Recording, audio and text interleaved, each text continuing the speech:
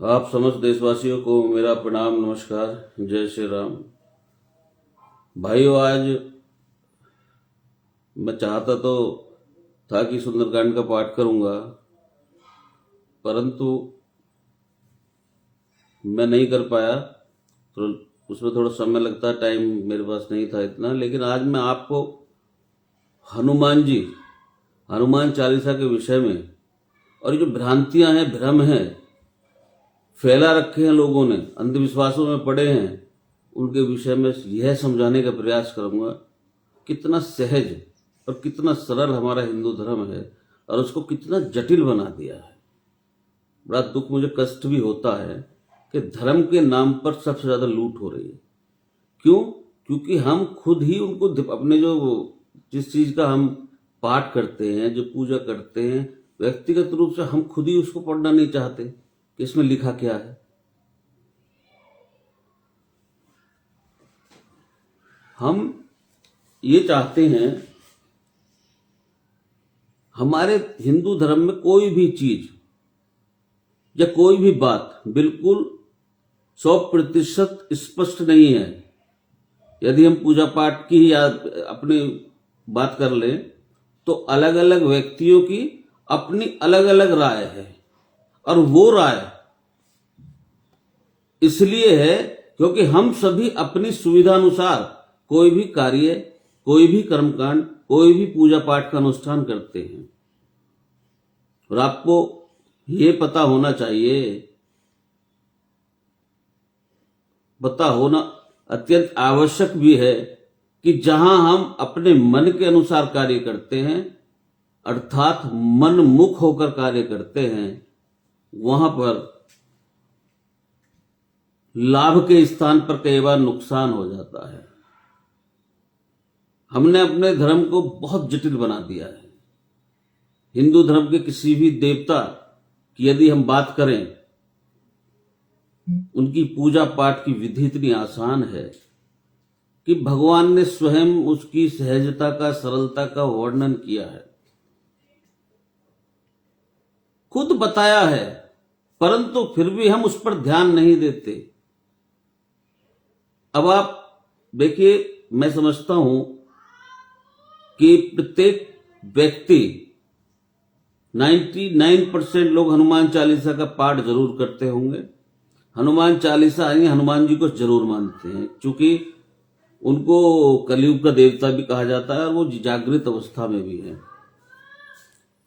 तो हनुमान चालीसा को यदि हम ले लें और उसको पढ़ें गौर से, तो उसमें क्या लिखा है? उसमें गोस्वामी तुलसीदास जी ने जो हनुमान जी का वर्णन किया है, यदि हम उसको ध्यान से पढ़ेंगे तो उसकी गहराई के विषय में हमें ज्ञात होगा। और अंधविश्वास, पाखंड तो तुलसीदास जी ने बिल्कुल समाप्त कर दिया है। हनुमान चालीसा की चौपाई, जो यह पढ़े हनुमान चालीसा, जो यह पढ़े हनुमान चालीसा, होए सिद्धि साखी गौरी सा। अब देखिए इसमें क्या लिखा है। जो यह पढ़े, यह नहीं लिखा कि को यह पढ़े, इसमें लिखा है जो यह पढ़े, यानी कि कोई पढ़े, लड़का पढ़े, लड़की पढ़े, बेटा पढ़े, बिटिया पढ़े, स्त्री पढ़े, पुरुष पढ़े, अमीर गरीब कोई भी पढ़े, ब्राह्मण पढ़े, शूद्र पढ़े, पढ़ा लिखा पढ़े, अनपढ़, उसका उच्चारण करे, जैसे चाहे वैसे पढ़े, नहाकर चाहे वैसे नहाकर पढ़े, बिना नहाकर चाहे बिना नहाकर पढ़े, खाकर चाहे खाकर पढ़े, बैठकर पढ़े, लेटकर पढ़े, टहलकर पढ़े, दौड़कर पढ़े, जहां चाहे वहां पढ़े, जैसे चाहे वैसे पढ़े, जब चाहे तब पढ़े, केवल पढ़े। यही तो लिखा है ना, परंतु हम उसको ध्यान नहीं देते। पढ़ने का कोई नियम नहीं होता। जैसे हम अखबार पढ़ते हैं, टांग पे टांग रख के चाय पीते हुए अखबार पढ़ते हैं, आनंद लेते हैं, चाय भी और सुबह सुबह की खबरों का भी। मैं तो भाई लेट कर भी पढ़ लेता हूं। मैं तो देखिए, जब गहराई में आप एक चीज को देखेंगे तो बहुत सरल है हिंदू नियम, जो हमारा धर्म जो है, उसमें इतनी जटिलता किसी में भी नहीं है। लेकिन हमने जो है ना, उसको खुद ना समझकर, हमारी गलती क्या है, हम अपने जो धर्मशास्त्र है उनको खुद नहीं पढ़ते, उनका मतलब उनके बारे में विचार खुद नहीं करते। तो हनुमान गोस्वामी जी ने कहा कैसे भी पढ़िए, पढ़ने का कोई नियम नहीं है। होए सिद्ध, यानी कि जो यह पढ़े हनुमान चालीसा होए सिद्ध। कौन गवाही दे रहा है इसकी? साखी गौरीसा, भगवान शिव कह रहे हैं कि केवल पढ़िए। और भाइयों, तुलसीदास जी ने कहा है कि यदि हनुमान जी से जान पहचान हो गई तो फिर बाकी किसी देवता की चमचागिरी करने की कोई आवश्यकता नहीं है। गोस्वामी जी कह रहे हैं, और देवता चित्त न धरहि, और देवता चित्त न धरहि, हनुमत से ही सर्व सुख करहि। आप जिस देवता को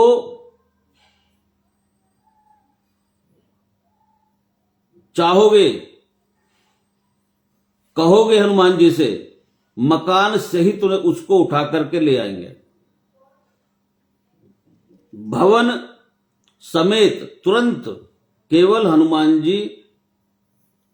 और भाइयों, एक बहुत बड़ी बात आज मैं बोल रहा हूं आप सभी के समक्ष, कि जिस काम को भगवान राम भी नहीं कर सकते, भगवान श्री कृष्ण भी नहीं कर सकते, भगवान शिव नहीं कर सकते, माता ये शेरावाली माता नहीं कर सकती, गणेश जी नहीं कर सकते, यानी कि जो जिस काम को 33 करोड़ देवी देवता मिलकर नहीं कर सकते,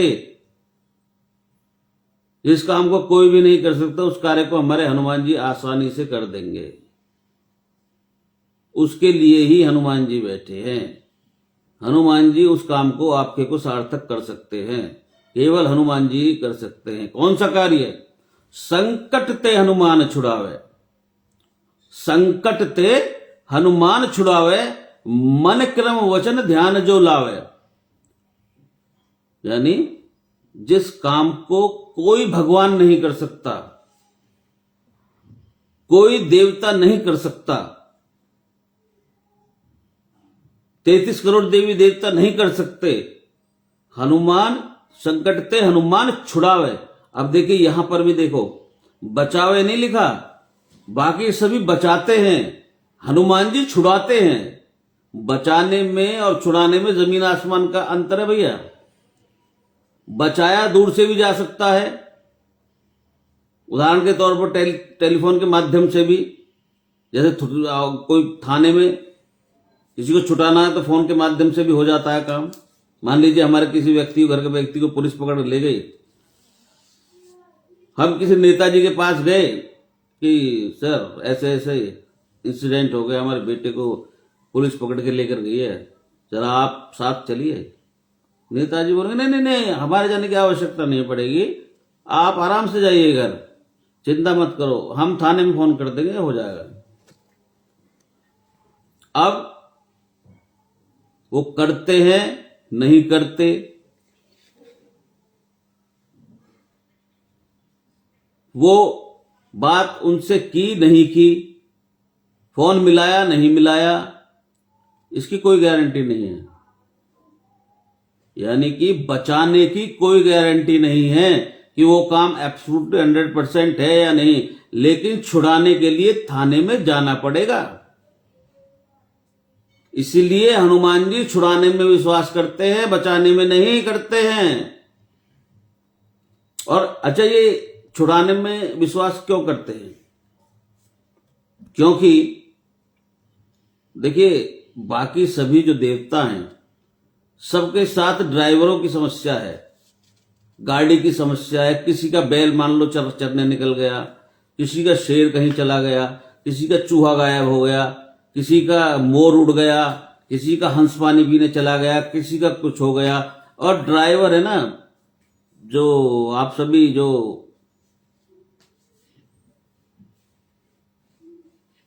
सोचेंगे फिर भाई मैं जाऊंगा कैसे। और ये जितने भी बड़े लोग हैं वो अगर इस बात पे गौर फरमाएं कि जिस दिन सबसे अत्यंत आवश्यक कार्य होगा, ड्राइवर उसी दिन छुट्टी मार देता है। हनुमान जी के पास इस प्रकार की कोई टेंशन नहीं है, ना उनके पास कोई वाहन है, ना उन्हें किसी ड्राइवर की आवश्यकता है। सीधी छलांग लगाते हैं और क्या करते हैं छलांग लगा के? संकट ते हनुमान छुड़ावे, मन क्रम वचन ध्यान जो लावे, भगवान चाहिए। यानी कि भगवान भी यदि आपको चाहिए, भगवान हनुमान जी ही दे सकते हैं।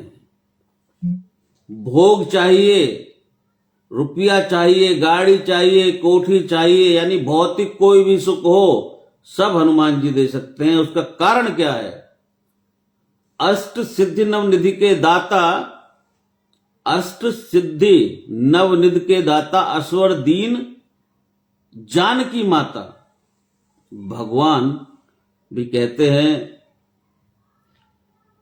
कि यदि तुम मुझे चाहते हो, यदि तुम मुझे प्राप्त करना चाहते हो, तो मेरा भजन मत करो, मेरे भगत का भजन करो। तुमरो भजन राम को भावे। भाइयों, ऐसे वीर महाबली हनुमान जी को एक बार अवश्य मन में स्मरण कीजिए।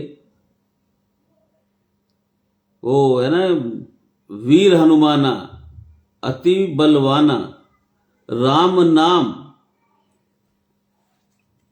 रसिया रे। वीर हनुमाना और अति बलवाना, राम नाम रसिया रे, प्रभु मन बसियो रे, प्रभु मन बसियो रे। जय जय श्री राम। अब आप मुझे ये बता दीजिए कि यहां पर कौन सी ऐसी बात रही जिसमें कि कोई कठिन कार्य है, और हनुमान गोस्वामी तुलसीदास जी ने सब कुछ इसमें स्पष्ट कर दिया। जैसे चाहे ऐसे पढ़ लो, यही तो नाम की खासियत है। हनुमान जी ही नहीं, सभी की यही स्थिति है। और हनुमान जी तो बहुत ही जल्दी प्रसन्न होने वाले देव हैं। लोग कहते हैं हनुमान जी ऐसे वैसे, ऐसे कुछ नहीं। हनुमान जी तो बहुत आराम से प्रसन्न हो जाते हैं। आप उनके हनुमान चालीसा ईमानदारी से पढ़ना शुरू कर दीजिए। एक यदि पाठ भी करोगे तो आपको डेफिनेटली उसका बेनिफिट 101% होगा। और उन्होंने अपने तुलसीदास जी ने जब ये हनुमान चालीसा जब की रचना की थी, तो वो जेल कारागृह में बंद थे। तो उस कारागृह में जब उन्होंने रचना की, तो उन्होंने हनुमान जी के विषय में सब कुछ इस हनुमान चालीसा में बता दिया कि इनकी कैसे तो हमें पूजा अर्चना करनी है, और हनुमान कौन है, हनुमान जी की शक्ति क्या है, हनुमान जी ने क्या क्या करा। 40 चौपाई में सब कुछ उन्होंने बता दिया। और मैं तो इसको कहता हूं आप सभी से भी कि ये हनुमान चालीसा हमारा सबसे छोटा ग्रंथ है, परंतु सबसे शक्तिशाली ग्रंथ है। सबसे छोटा है परंतु सबसे शक्तिशाली है। तो इतने नियम कानून बनाने की कोई आवश्यकता नहीं है। हमने क्या करा, भाई ये मंत्र पढ़ो, ये करो, वो करो, जब ऐसे करो। हम मूर्ख खुद बने हुए हैं। हम कभी अपने वेदों को तो छोड़िए, गीता भी शायद कभी उठा ली तो उठा ली, रामायण कोई कोई पढ़ ली तो पढ़ ली, नहीं तो लाल से कपड़े में बंधी रहती है वो परमानेंट। तो जब तक हम पढ़ेंगे नहीं, हमें पता कैसे चलेगा? सबसे ज्यादा जो ठगा इंसान जा रहा है वो धर्म के नाम पर ठगा जा रहा है, और वो अज्ञानता के कारण ठगा जा रहा है।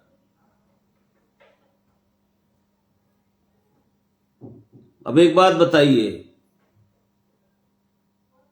हम आप एक सामान्य व्यक्ति हैं, छोटा सा यदि कोई हम अनुष्ठान कराने लगे तो उसमें भी बहुत, मैं समझता हूं 40-50, कोई भी छोटा अनुष्ठान, जैसे मान लो महामृत्युंजय मंत्र का जप है, कितना पैसा उसमें लग जाता है। और उसमें सामान का इतना नहीं होता, सामान जो आता है, बल्कि जो करने वाले हैं ब्राह्मण, उनकी जो फीस है वो ज्यादा होती है। और यदि उन्होंने ठीक ढंग से नहीं किया तो उसका दुष्परिणाम, उसका जो नुकसान है वो आपको झेलना पड़ेगा। और ठीक ढंग से कर दिया तो उसका बहुत फायदा भी होगा। ऐसी बात नहीं है कि नहीं होगा। यदि उन्होंने गलती करी तो नुकसान हुआ आपका होगा। इसलिए ये कोई भी अनुष्ठान यदि आप कराते हैं तो योग्य ब्राह्मण से कराएं, तो जो वेद पाठी हो कम से कम। बड़ा अनुष्ठान यदि कराते हैं, नहीं तो जो भी आप पूजा पाठ जैसी भी आप करते हैं आप खुद करें। देखिए अब ये कुंभ चल रहा है, कोई 144 साल बाद आया, ये हो जाएगा वो हो जाएगा। अब ये बताओ, ये कोई लॉजिक है क्या? अगर गंगा में नहाने से ये सब हो जाएगा तो जो उसके आस पड़ोस में रहते हैं वो तो बिल्कुल क्लीन चिट होगा उनका तो मामला, अगले कई जन्मों तक कर्मों से कैसे बच जाएगा कोई व्यक्ति? ये मतलब जब मैं सुनता भी हूं तो मुझे बड़ा अजीब लगता है। कोई डाकू है, चोर है, हम दिन रात चोरी में, कोई आदमी ऐसा नहीं संसार में जो चोरी ना करता हो। कोई छोटी चोरी करता है, कोई बड़ी चोरी करता है, लेकिन उसका उसे परिणाम मिलेगा, चाहे कितनी गंगा नहा ले, फल मिलेगा अवश्य। अच्छा कार्य करेगा तो उसे अच्छा फल मिलेगा। ये प्रकृति का नियम है, हमारा तुम्हारा बनाया हुआ नियम नहीं, परमात्मा का बनाया हुआ नियम है। यदि ऐसे करने से और वैसे करने से पाप धुलने लगे या कष्ट दूर हो जाएं तो भगवान श्री कृष्ण की श्रीमद् भगवत गीता अर्थहीन हो गई। जो कर्म सिद्धांत है वो समाप्त। लेकिन जाइए, जाना चाहिए, अच्छी बात है। आस्था और विश्वास करके जाइए। अब आप एक बात बताइए, मोस्टली आपने देखा होगा लोग जाते हैं, और मैंने तो यहां तक भी देखा है कि जो शराब है उसके अंदर में गंगाजल मिला के लोग पीते हैं। वो क्या फल लेंगे यार? एक बात बताओ, मन में जब इतनी आस्था, इतनी बढ़िया आस्था उनके मन में है तो क्या लेंगे? तीर्थ स्थान पर जाने का मतलब है किसी की ना तो कोई निंदा करे, ना किसी के विषय में गलत बोले, न गलत सोचे, सिर्फ और सिर्फ परमात्मा का ध्यान करते हुए, भजन कीर्तन करते हुए, उसके नाम का स्मरण करते हुए तीर्थ स्थान पर जाए और वहां पर ईमानदारी से पूजा पाठ और जो भी करना है वो करके और वापस घर पे आए। ये है तीर्थ स्थान पर जाने का फल, तरीका। अब आप यहां बैठे गाड़ी में, बैठते ही आपने निंदा करनी शुरू कर दी, बुराई करनी शुरू कर दी। निंदा सबसे बड़ा पाप है, निंदा से बड़ा कोई पाप नहीं। वहां जाना निष्फल है आपका। जाओ, घूमो, कोई बात नहीं। तो जो यह पढ़े हनुमान चालीसा, हो सिद्धि साखी गौरीसा।